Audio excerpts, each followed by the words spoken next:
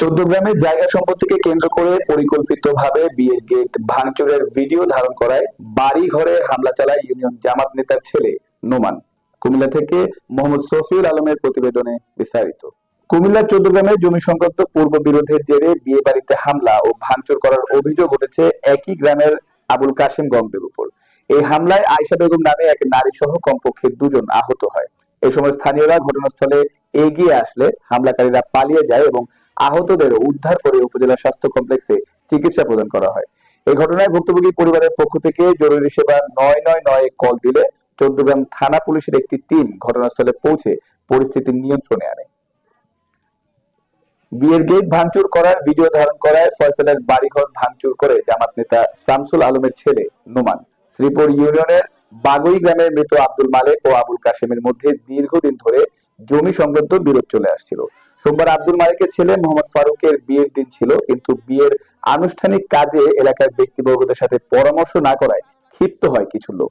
পূর্ব পরিকল্পনা অনুযায়ী অভিযুক্ত আবুল কাশেম, আবুল বাশার, জামাত নেতা শামসুল আলম ও তার ছেলে নোমানের নেতৃত্বে কয়েকজন উচ্ছৃঙ্খল যুবক বাড়ির রাস্তায় সাজানো বিয়ের গেটটি ভাঙচুর করে।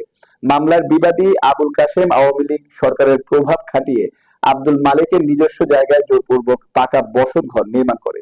স্থানীয় বাসিন্দারা জানায়, আওয়ামী স্বৈরাচার সরকার ক্ষমতা থাকাকালীন ছাত্রলীগের কমিটিতে থেকে অনেকে নিরীহ লোকদের উপর অত্যাচার চালিয়েছে ছাত্রলীগ নেতা এই নোমান। আওয়ামী স্বৈরাচার সরকার দেশ থেকে পালিয়ে যাওয়ার পরও সে এখন জামাতের নেতার ছেলে পরিচয় দিয়ে মানুষের উপর অত্যাচার চালিয়ে যাচ্ছে। স্থানীয়রা জানায়, অতি শীঘ্রই আসামিদেরকে শনাক্ত করে গ্রেফতারের দাবি এলাকাবাসী।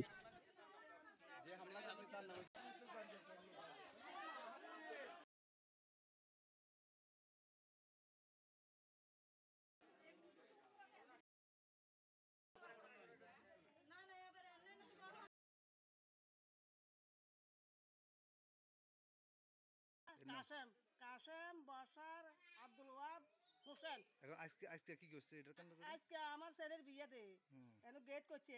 আমরা করছে তারা লগে ইয়ে করতাম, আমরা যাইনো না যাওয়ার কারণে তারা আমরা বাইটাই হুমকি